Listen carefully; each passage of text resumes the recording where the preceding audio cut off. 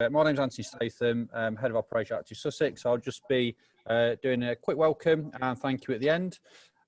So without further ado, I'd like to just welcome our two speakers for the session. So we've got Caroline Drake from Blossom Social Media. So welcome, Caroline. We've done lots of work with Caroline through Project 500, and some of you might know Caroline through some of the work that's been going on in Hastings and rather through the Workforce Investment Fund as well. So it's great to have you involved, Caroline. And we've got our very own Carrie Smith, who is our PR and Comms Officer at Active Sussex. So over to you. Thanks, and hello everyone. Let me just get the presentation up, just one moment.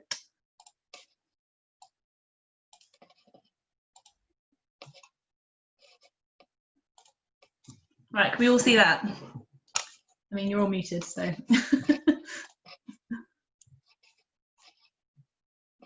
Caroline, I think you're muted still. Yeah, yes, thank you, Carrie. Yes. Yes, it is up, thank you. Brilliant.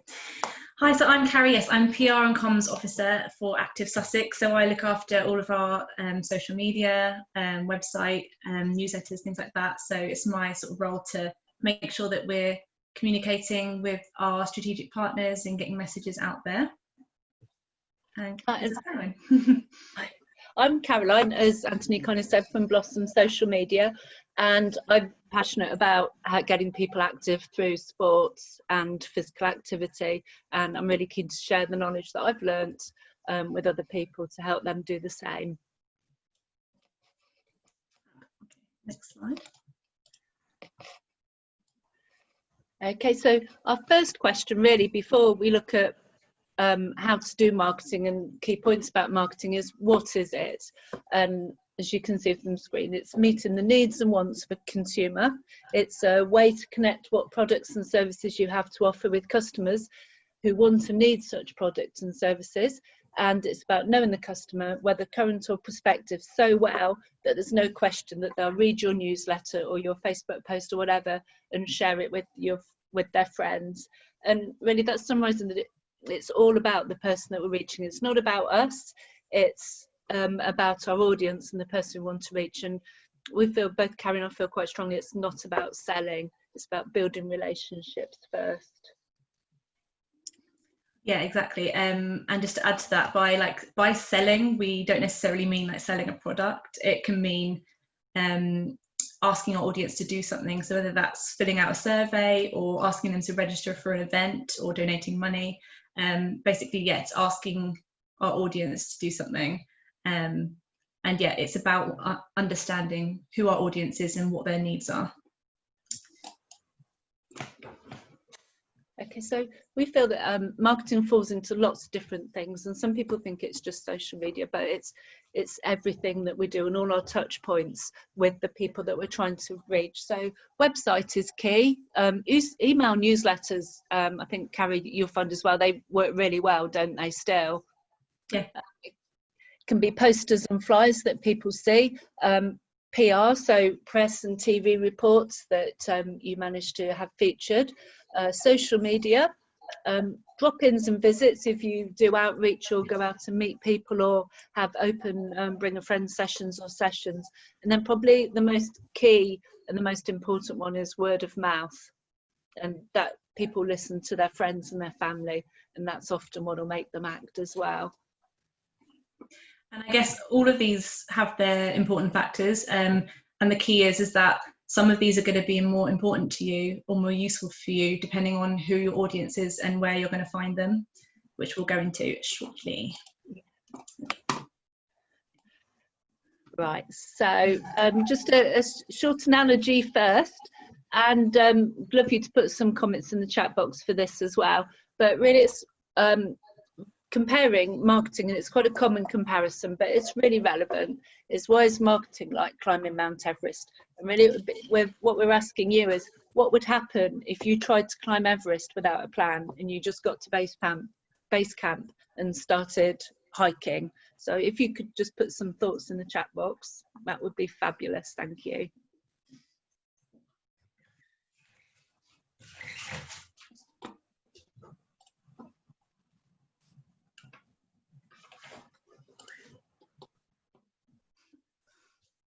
Failure. Thank you, Ali. Yeah. Frostbite. Yeah. That's a good point. Yeah. Probably wouldn't get very far. You'd get very cold, yes. Or just the thought of climbing the wrong mountain, that would be awful, yeah. Run out of supplies, no one would come with you. Very good point.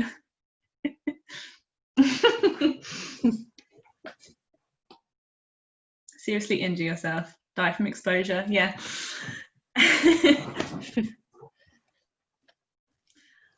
Yeah, oh, that's brilliant. And some great answers there. And yes, you're right, no one want to come with you, which is a good thing. And I love the one about climbing the wrong mountain, which you can sort of bring across to marketing as well.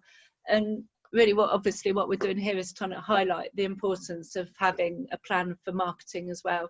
And often it's really easy to see what we want to do and launch ahead, but just you can save time and achieve what you set out to do by having a plan first.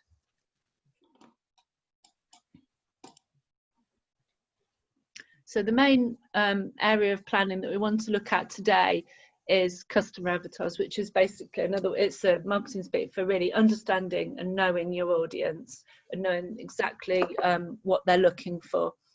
And the reason why this really helps at the planning stage is that it helps you identify who you're trying to reach. You can identify the right channels and the right way to reach them, and also you can speak in a way that they can identify with.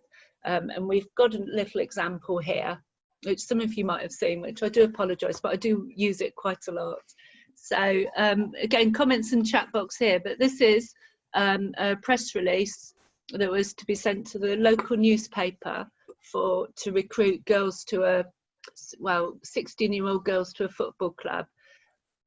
So if you would like to put in your in the chat box what you think of it, you maybe think it's really good, and that's absolutely cool as well. But why would you think? Did you think it would work or not work with the target audience of 16-year-old girls? Yeah, it's uninspiring. So I want to sort of just highlight a bit about why it's uninspiring, possibly. We think back to thinking of your audience. Yeah, Robert, exactly. Call to actions completely varied, yeah. Yeah, yeah. Too much about the coach, yeah.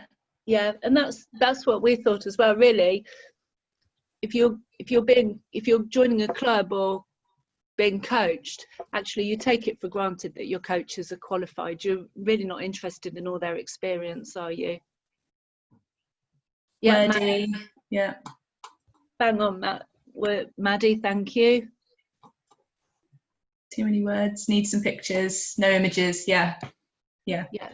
And what everyone's thinking in the chat box is great, is you're thinking about what the people that you're speaking to, what a 16-year-old girl's looking for, not what you're looking for, which is brilliant. Thank you.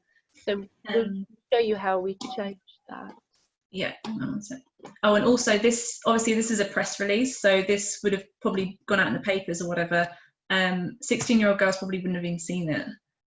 So it's also thinking about not just the content, but where is the content going, and will it reach the desired audience? Yeah, because I was reading that the average reader of a newspaper is age 57. So it's always worth bearing that in mind too.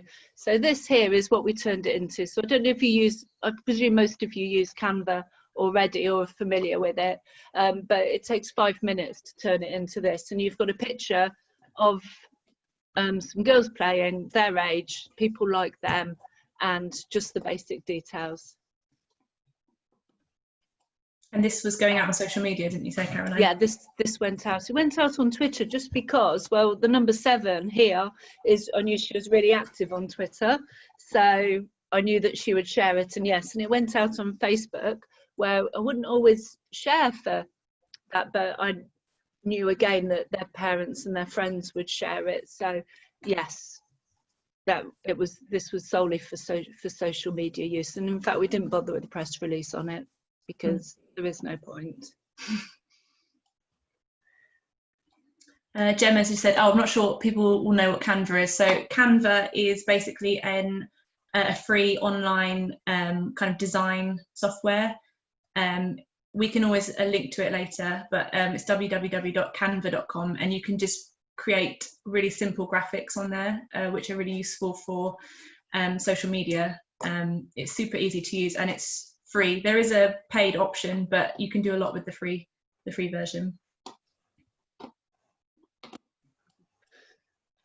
Next. Okay, so what we often do is create images and pictorial sort of, so we can actually visualize who we're speaking to, and I find myself that really helps me. I wouldn't necessarily just have one audience avatar for a particular campaign or a particular plan. I would have a few, but if you speak to those people, you tend to reach lots of other people as well. And I just think by picturing them, it just really helps you how you write, and before that, where you actually post to them, or where you reach out to them, what channels you use. So we've got, say, Eileen here, who lives in Hastings and she's retired. Just got a quote, a typical quote that Eileen would say. So she doesn't get out as much as she likes to, as she doesn't like to go out in the evenings, but she does have a lot of aches and pains. And really what she wants to do is to make people feel healthier and be active for her grandchildren. And that obviously then, if you want to promote a class or something for her, they would be things that you could bring out. And then looking back, as we did just now, about the where she gets her information from, is the local newspaper, the local radio, family and friends will share with her. And that's quite key, because it might well be that family and friends see information somewhere and relay it onto her. And then her doctors and a nurse would give her, she would get news and information from them. They're all people that she trusts. And then again, for how you speak to her and maybe the images that you use, the brands that she likes are Marks and Spencer, BBC and Sainsbury's. And then we've got completely different ends of the scale. We've got Jade, who lives in Sydney and she's 19. And just a sort of fairly typical quote from Jade is that she likes spending time with her friends. She doesn't really think about getting active, as she didn't like PE at school. But really the things that drive Jade are very different from the things that drive Eileen. So her goals and aspirations are that she doesn't want to miss out on anything. She'd like to look attractive. She'd enjoy social networking, and she enjoys socialising, so meeting up with friends, much the same as Eileen does. But then obviously where she gets her news from is completely different. As we've already said, she's not getting it from the newspaper. She's very active on Instagram, very active on Snapchat, and very active on WhatsApp. Do you think she's active on Facebook? What does anyone think? What do the 19-year-olds that they know?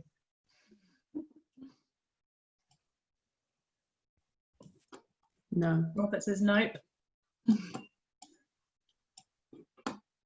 Not on Facebook, no. Thanks, Anita. Mel says nope. Robert, Yeah, Maddie, that's Instagram great. most, okay, interesting. 2 on call for 19-year-olds. Yeah. Instagram for that age group, okay. Yeah. And it's just about understanding. It's not necessarily where you want to reach people, whether it's in the press or something, or with flyers. It's where that person is. And I agree about Facebook. Like, their nanas are commenting on their posts, aren't they? So they don't want to go. They don't want to put too much on there. And the brands that Jade would like would be Pretty Little Things, Boohoo, and Primark. And Karen, I was saying it's a really good exercise is to look at how those brands communicate before you're writing to those people, and you can learn a lot from the language that, say, Marks and Spencer's or Sainsbury's use, and the language that Pretty Little Things and Boohoo use to their audience, and that can give you a real idea of the tone of voice that people will relate to. And it kind of goes back to that person like me approach, which we use a lot at Active Sussex, and other active partnerships I know do as well. And it's just trying to get into the mindset of your audience, and making sure that your content's relatable.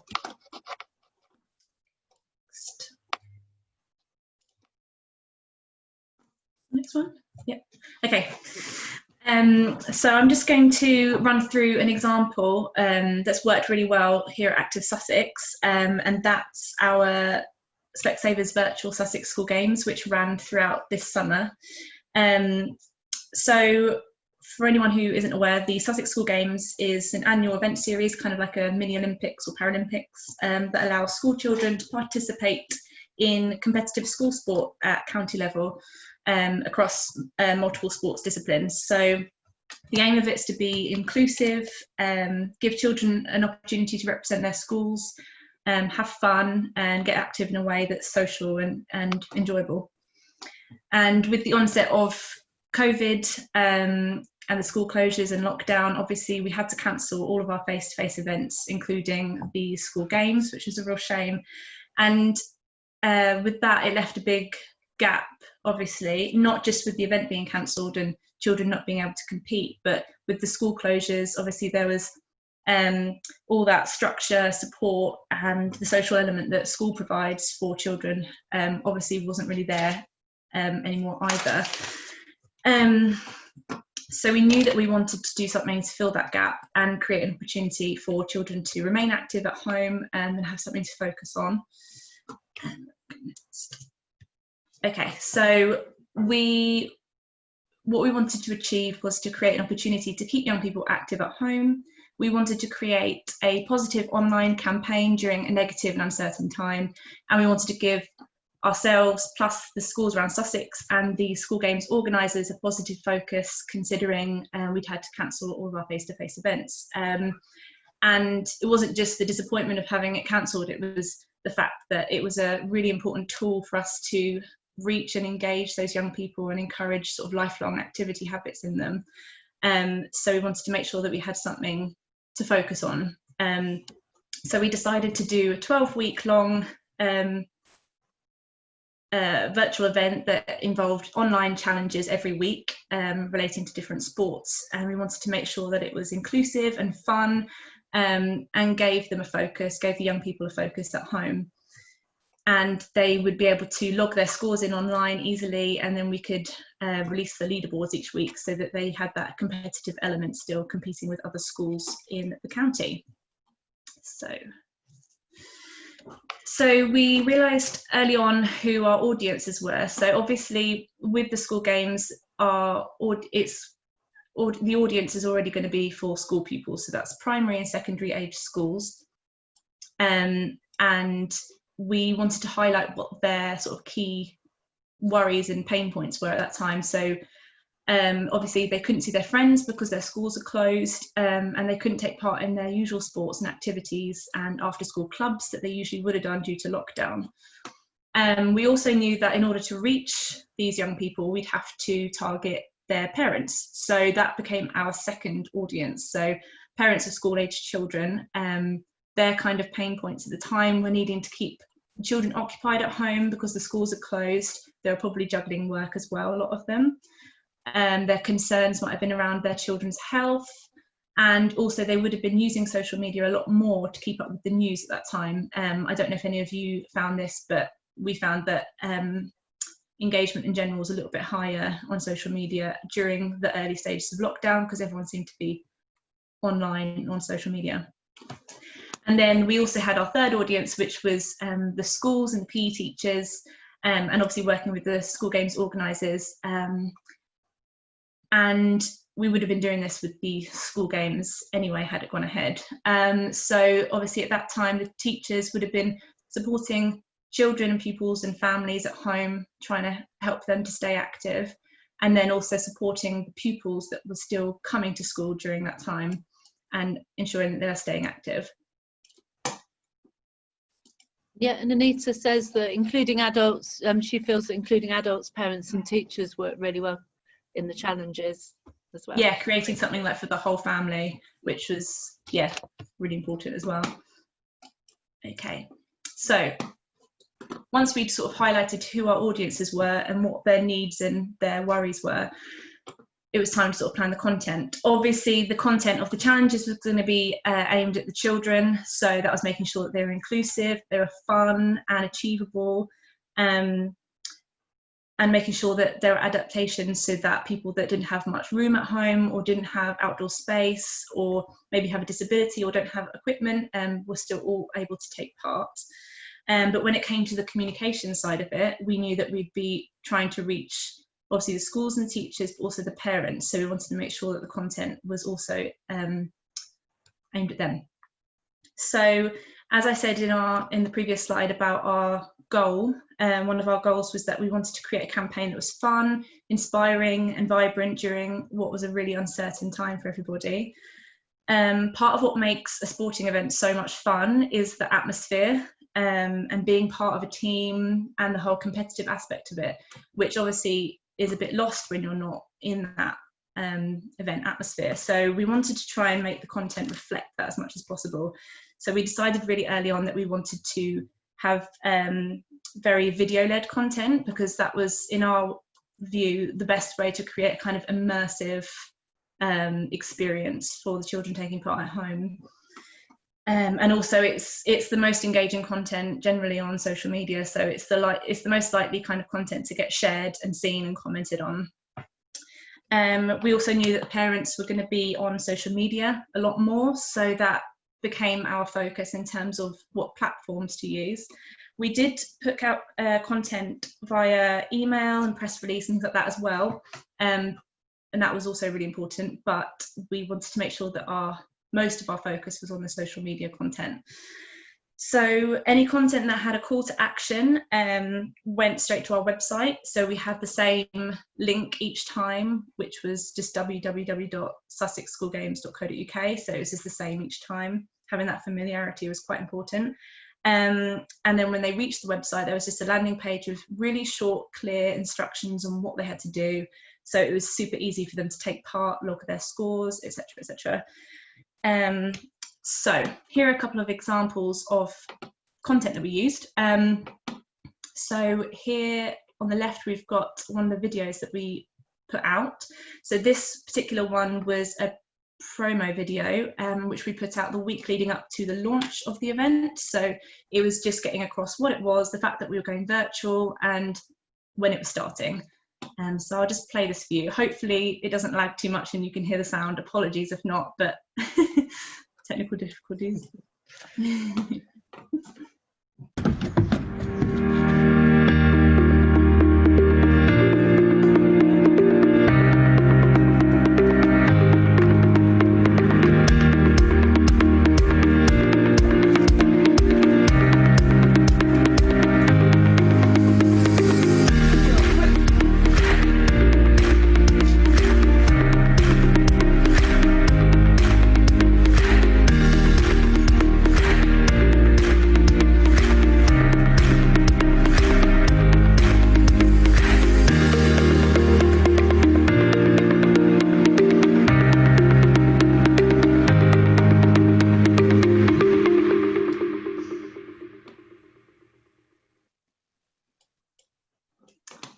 You could see and hear that. Apologies if you couldn't. So that was just an example of one of the videos that we did, and the point of that obviously was just to get the information out there, make it really short and sweet, inspiring with some music. The children were filmed kindly by, I think, some of the team and also the school games organisers, who just created some content for us, which was really great, because we kind of wanted to have that person like me approach that I mentioned earlier, something that was going to be relatable. Another thing that we did for that was for the actual challenges themselves. One of the young leaders at a Sussex school kindly filmed her demonstrating each one of the challenges every single week for us, and we put that on social media so that the children could follow along with her, and it was kind of like a fun way in order to demonstrate the challenges rather than just having it in text. So again, that was using that kind of person like me approach. And then going on to this side, over here we've got one of our tweets that we put out. To get the parents and the PE teachers excited, we sourced some good luck messages from some celebrities and sports legends. And this one here happens to be Roberto Carlos, which excited everybody.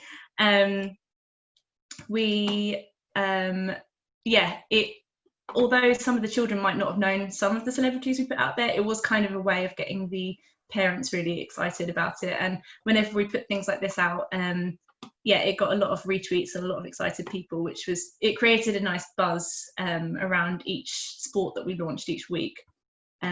So yeah, that worked really well.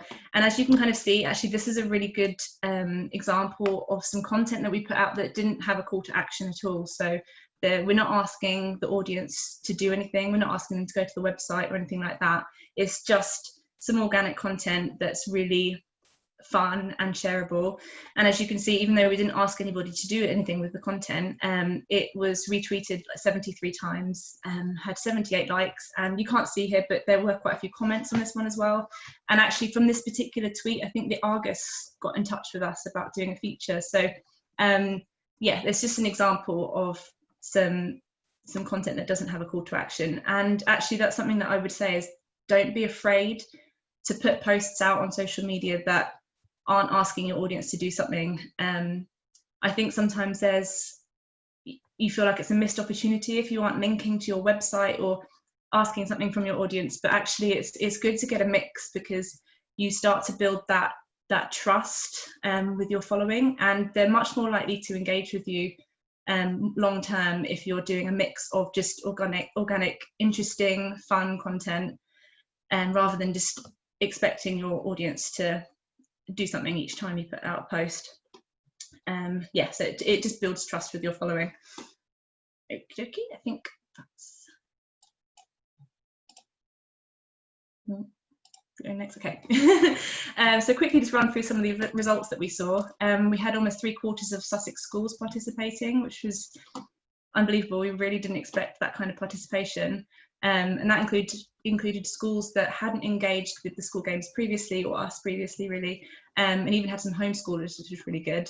And we had an average of like 5,500 young people taking part each week. I think one week we had over 9,000 people taking part, which was really, really great. And it just showed that there was a need for it at the time.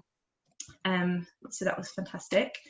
And then I think on the next slide, so I've just got some quick snapshot of some of the social stats that we saw. And I'm not going to go through each one, but you can see that there was really good increase in our followers, and the post reach and everything worked really, really well. On Facebook, we did do some paid advertising, which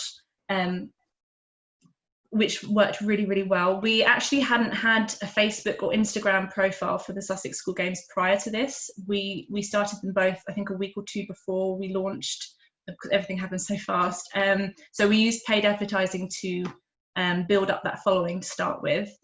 But as you can see, the organic post reach was still really, really great. And I think it's because we had that mix of interesting, shareable content that wasn't asking the audience to do anything, along with the content that went to our website as well. And while it obviously was a success for this particular campaign, doing this has actually built a really engaged following for the school games in general, which is going to put us in a really strong position for future years when we try and do the school games moving forward. We've reached a wider network as well, so that's really, really great.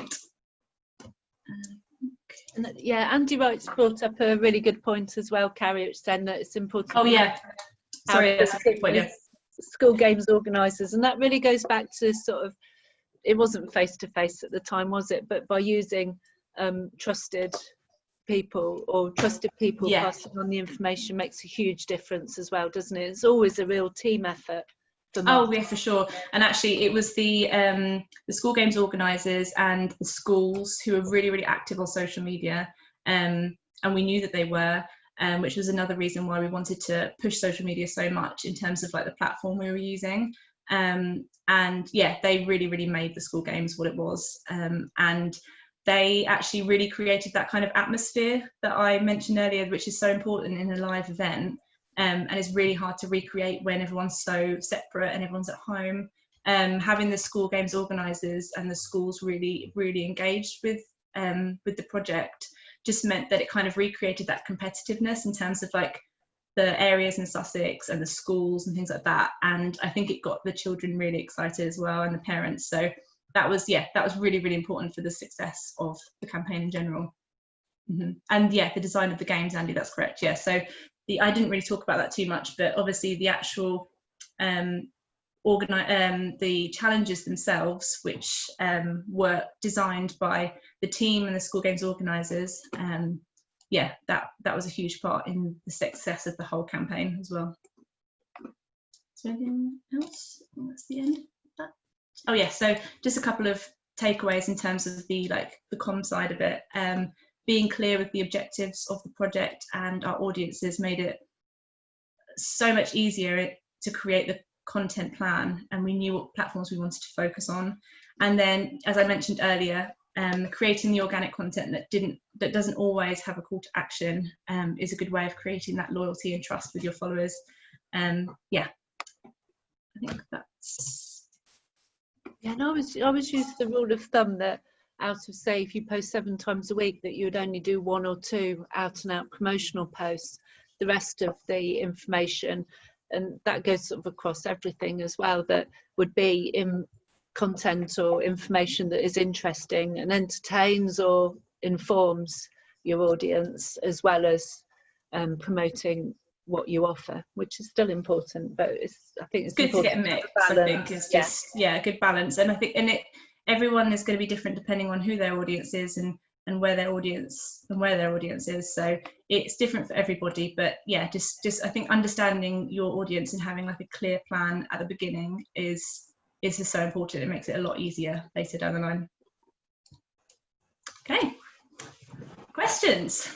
Has anybody got any questions about what we've spoken about, or in general about reaching your audience at all? Use the chat function. Yeah, I think one good point from Anita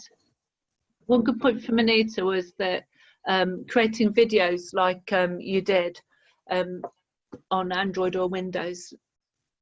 So, oh, sorry, yeah, because I was talking, I missed those. I missed those, sorry. Yes, there was a question about how you created your video. Oh, okay. Forward, and is there an app that you could use that would create this? Yeah, so I've used quite a lot of different softwares and apps for video creation. It's just something that I'm generally quite interested in my spare time anyway. So I'm self-taught with everything, but there are some really easy apps. So I would recommend Adobe Rush, which you can get on your phone. That's quite simple to use. I think all of these things, it takes a little bit of getting used to, but in comparison to some of the other softwares I've used previously, Adobe Rush is quite easy to get on with, and you can have it on your phone, and you just bring your clips straight in. You can just piece them together. You can add music and transitions and things like that, and text. So that's a good all-rounder, I would say. I'm trying to look at the other comments. Yes, I have used iMovie, but generally speaking, I'm a Windows user, so and I have an Android phone, so I tend not to use the Apple products. Well, Maddie, you've asked about gaining following on Instagram in particular, and hashtags, that's my favourite subject. Right, so the average number of hashtags on Instagram post is 11, but you can use up to 30, and I use up to 30 in every single post, and it makes a huge difference. If you look at the analytics of a post, it'll say how many people found you. Sometimes I just run out of ideas for hashtags, but I would go as far as you can as 30. If you don't want to clutter up the post, you can put a post up and put your normal comment, and then in the comments section you can add your hashtags, which makes it really clear. But I would say use as many as you can. Oh, hashtags, Ali. There's lots of ways if you are time poor as well, to be honest. So a hashtag enables people to search for that post. So that, say someone's, well, especially if you're based locally, then say if you're based in Hastings, so if you use hashtag Hastings, anyone in Hastings will probably look for it, and then they will find you. So it's a way of reaching out to more people. But if you want to post regularly on Instagram, I would look at 2 apps, 2 scheduling tools, both of which I think are free, which I'll just type them in. Planoly, is it Planoly or Planoly? Oh, yeah. I only ever read it, so I don't know how it's supposed to be said, or Later. And both of those are really easily scheduling tools for Instagram, and you can save all your hashtags in there and add them in. I use Planoly most because I find it the easiest, and again you can use it on your phone, on your desktop, or on both, and switch between two. So I would use those. And then Quick, Ricky, what's Quick? I'm trying to think what Quick is. Quick, I've used that a little bit. I think it's like the app that GoPro like to use as well. So I've used it a couple of times with GoPro, but yeah, that's another one that you can use for video. Oh yeah, I was going to suggest, thank you Caroline for putting those in there. Images, Gemma said, pointed about taking good images for social media. I generally speaking do, where possible, if you can take your own photos, and that's great, because it's all about that person like me approach. So if you've got people that you actually work with and are relatable, and I think ensuring that you have like a diverse groups of people in there, so not just sort of stock imagery all of the time, is really helpful. Do you have any tips for images, particularly on Instagram, Caroline? I'd probably, I think it is hard. I do use stock ones, but not the general stock images. So I tend not to use Pixabay. There's Smug Mug. Shall I write these in? Yeah, I've heard that one myself. All right. Oh, you'll be on this all the time. I think it's either .com or .co.uk. And also, if you register for This Girl Can, if you register on their website, they've got a huge image bank of a wide range of women being active. So if you can't get ones of your own good, I say reasonable quality, they have to be reasonable quality on Instagram, then Smugbill, This Girl Can and Unsplash I use, because they're not. I know some, there are resources on some of the websites, you know, Sport England, I think theirs is currently being revamped at the moment, but they usually have an image library, and This Girl Can, like the campaigns all have, and they're quite good because they have a diverse range of people in images as well. And also just you can also create things again. We've gone back to Canva, but you can create memes and graphics in Canva, which you could add to your Instagram just to balance it a little bit as well. Now, Carrie, someone said about, I can't remember who it was now, just said about growing a following on Instagram, and I know that you were really successful, and I wanted to know how you did it on Active Sussex or on the school games, how you grew the following so quickly. Well, I think part of it was the fact that the schools, like the PE departments and things like that, tend to be on Instagram and things like that now, and on Twitter, and the school games organisers. I think having that really engaged partnership worked really, really well, because then everyone was sharing it and encouraging following. And a lot of, with Facebook ads, obviously Facebook and Instagram are owned by the same people now. So when you do Facebook ads, they can go on Instagram as well. So they kind of work similarly. But we used Igtv quite a bit on there as well. So that's basically, if anyone that isn't aware of Instagram or not familiar, Igtv is basically another section of Instagram which has video content that's between 1 minute and an hour long. So it's more long form content. Whereas on just a post on Instagram, I think it's like a minute or something is the limit of how long you can post for. So we put all of our sort of demonstrations, we did an opening ceremony, closing ceremony, things like that. And then we also had really great content that was provided by the school games organisers, sort of wishing their area good luck, things like that. And we put all of those on IGTV on Instagram. And I think that was really good, because I just think on all of the social platforms, video is content that's the most engaging.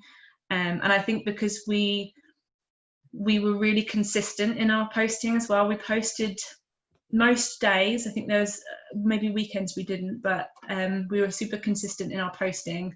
And we kept the branding really consistent throughout as well. So I think just being really clear about what your content is, who it's for, and just being consistent with it is a way of getting a good following up, and using hashtags like Caroline mentioned, and making sure that you're using those as well.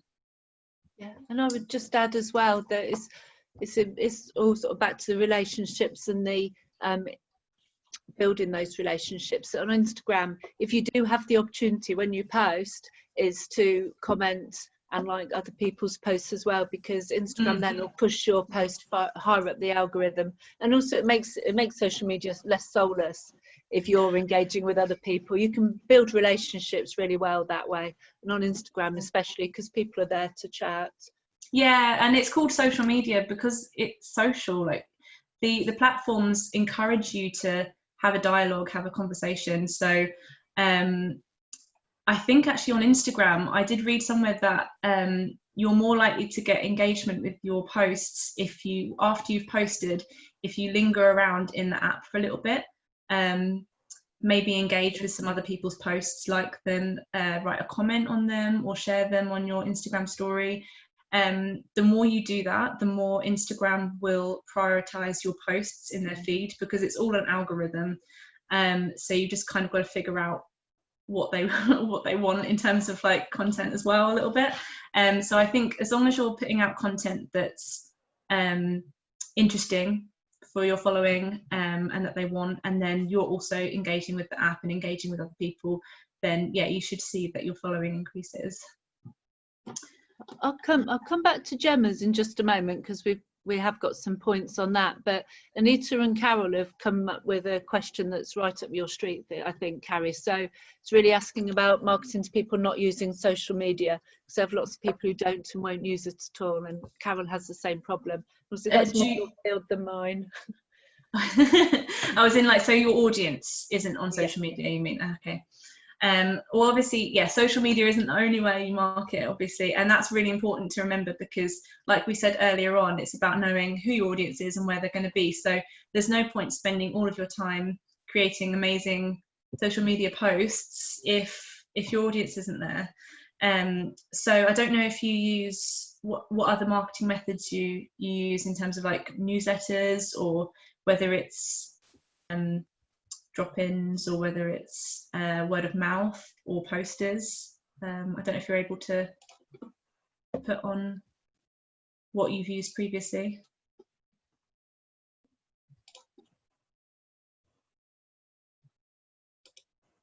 I'll tell she's replying a lot.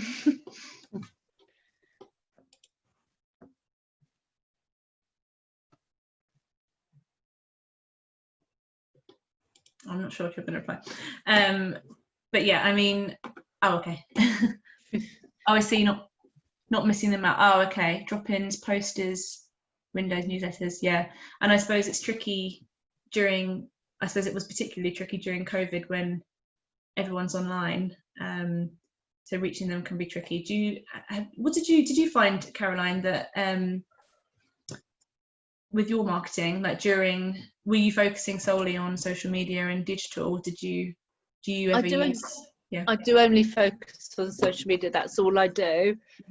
But I was acutely aware when during lockdown that a lot of the people we were trying to reach were older people, and it was critical really that they weren't isolated and they still had access to information. And I think it was an eternal question then. One campaign, we linked up with local community championships during the lockdown, or community partners during the lockdown, and had leaflets going out to them, and that way. So sometimes, and that's probably been the strength, has been like partnerships with local organisation, very hyper local organisations. But I'm not sure. I know what Anita does. I'm not sure, Carol. I think I should know what you do, and I'm just trying to think.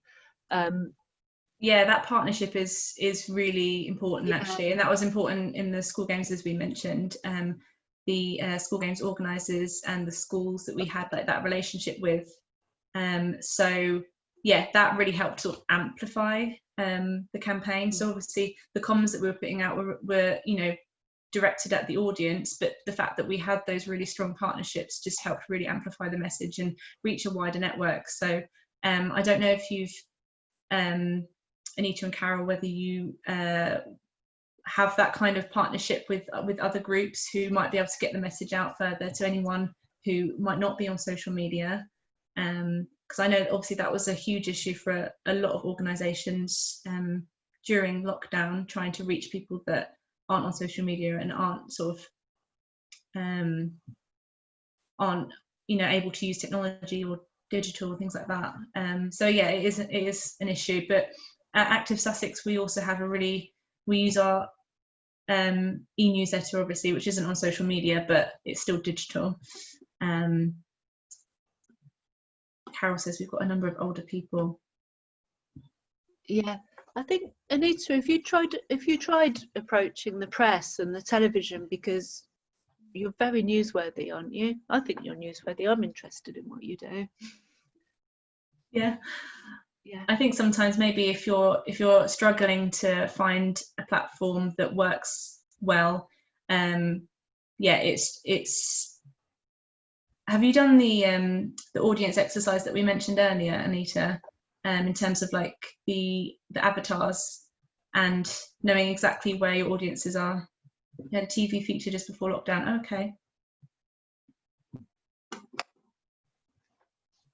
And Carol, I'm sorry, I do recognise you, and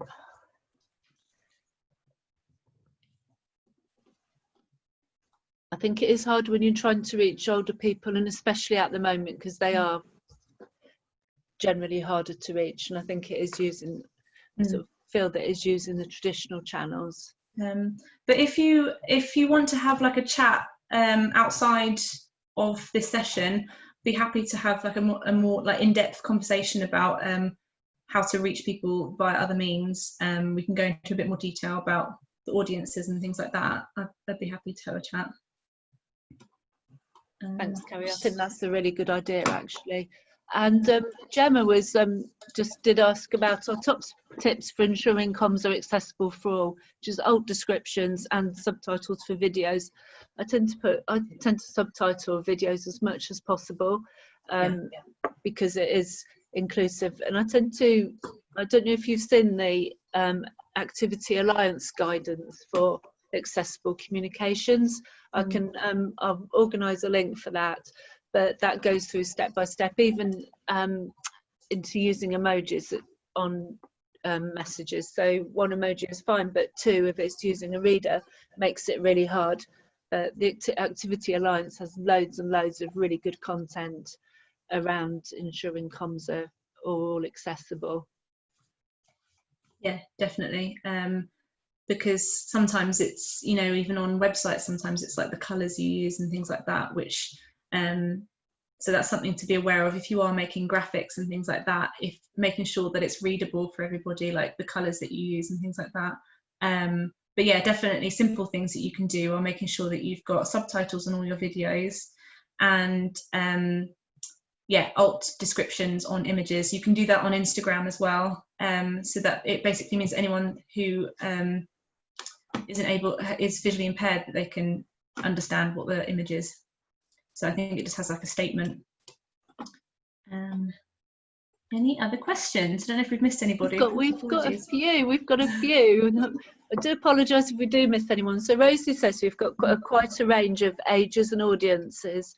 Our audience is anyone living with and beyond cancer. So I try and use a mix of ways of marketing, but sometimes feel that I'm doing lots of things not very well, rather than a few things really well. Well, I'm quite sure that you're doing them really well, Rosie.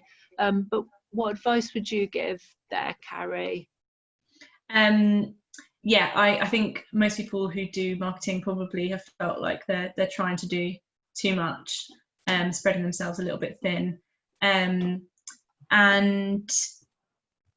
yeah, I mean, it's good to have a mix of marketing, but it says you've got a range of ages and audiences. So yeah, maybe I would really suggest doing that exercise that we went through at the beginning. So like putting your audiences into their categories, maybe giving them a name, putting an image to them so that you can really visualize who they are and the kinds of things that they're going to be doing, what their needs are, where they're going to be, and then just putting all of your efforts into not trying to spread yourself too thin in terms of how you're reaching them. I remember when I was at school, I used to have this habit of, I used to be a bit happy with a highlighter. I used to highlight everything when I was studying, and my teacher once said to me, to highlight everything is to highlight nothing. And I really think that that's true with your audience and marketing. Like, to target everyone is to target no one. So I think if you're really clear about who you're targeting, it will really help. But I completely understand. I've been there where I feel like I'm trying to do too much and I'm not doing it very well, but I'm sure you are. I'm sure you are.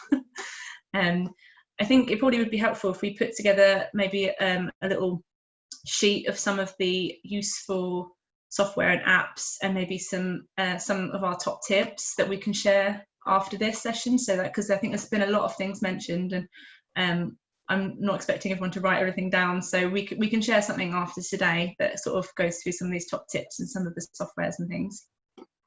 Yeah, and I think we'll be happy to share. Well, I'll be happy to share my email address. I can't really speak for Carrie, that you can actually get absolutely in touch with us as well if you've got any questions beyond that. Yes. Absolutely. Yeah, we'll happily share our details. Actually, on the last slide, we've got our email addresses. So yeah, please just drop us a line if you have any more questions or anything like that. But a Canva and video training session. Yeah, I mean, that's true. I mean, I've Canva training desperately needed. Okay, yeah, that's absolutely fine. Yeah, and I like the idea of a template avatar sheet. I've got one of those, so I think Carrie, can we save this chat as well so that we know? Didn't realise that Andy had signed me up. That's fine. That's fine. Oh. Yeah, no, we'll make sure that we've got all of the cheat sheets ready for everybody. So yeah, I realise it's a bit of a whistle-stop tour. It's difficult to get everything you want in an hour, and I appreciate there's loads of questions. So hopefully we've kind of covered everything as best we can now. But yeah, as I say, both of us are happy to have chats outside of this, and we'll share the oh yeah, it's being recorded. Thanks, Sadie. So yeah, so hopefully you found it helpful, but we'll share those resources afterwards as well. I've got one final thing for you now. Oh yeah. Oh, she says. There we go. Okay, so this is just more in the chat box, and we just think that it's really easy to go away from a session and you think, oh, that was useful or that was good, hopefully, and then do nothing with it. So what we'd like to do is just, it's not huge accountability, but a little bit of accountability for what's the one thing that you're going to action after leaving this session. If you're comfortable putting that into the chat box, absolutely fine. If not, write it down on a piece of paper and stick it on the fridge or the mirror. But just one thing, we'd just love to know one thing that you're going to do differently.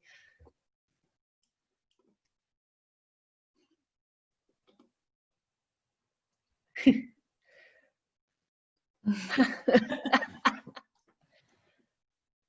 out Canva, hassle Carrie and Andy for Canva training. Hannah, you'll love Planoly, it's brilliant. Yeah. Avoid call to action with every post. Cool. Well done. Yeah. Have another go at Canva and do more video. Cool, that's great, Anita. Rosie, have a think of new target audiences. Create an avatar. Cool, that's great. Yeah, Carol, I think that'll really help you as well. But enjoy your class. I hope it goes well. And Anita, quality not quantity. Love it. Plan a bit more regular posting. Yeah, always happy to help. Both of us will be happy to help on scheduling apps. Yeah, definitely. I can't live without mine. No, we've probably between us, we've tried a lot of them, I should think. Don't target juniors on Facebook so much, focus on Instagram. Yeah, that's good. Use photo and profile area. Yeah. I did. Oh yeah, that's great, Joy.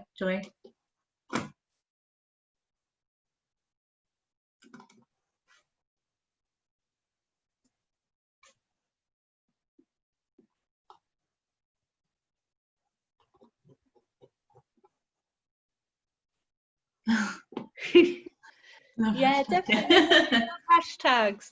We need more videos of our stuff. Learn to love hashtags, yeah. Give Adobe Rush a go, maybe. Yes, I'd recommend. It's a really good app. Yes, it is free.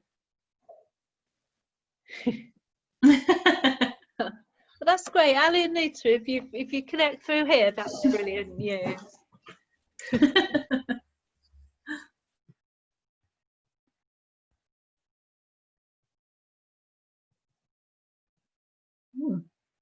So if there are any more questions, only got a couple of minutes left. Let's buddy up and I think you're going to be really busy, Carrie. It's fine, I like to keep busy.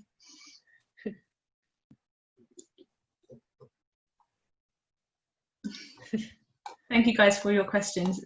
That's really helpful.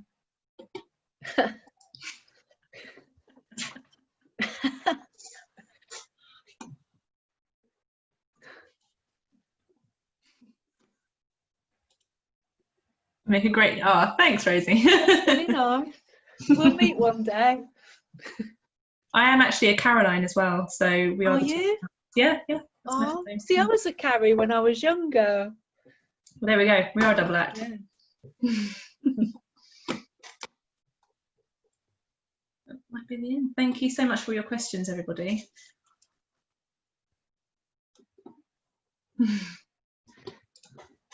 And I'll speak to you later, Anita. Anita and I are doing a podcast tonight. Oh gosh. Still very The rest of the long weekend. day, but yes. Thanks. Everyone's been really responsive. Thank you so much. Yes.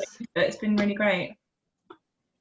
I'll just come in here just say just to wrap up the session, and just say a huge thank you to Caroline and Carrie for putting on a really engaging session. There's loads of obviously learning got in there and some real specifics, which is obviously important when relating to marketing and particularly social media and comms. Actually, you want specific actions relating to something.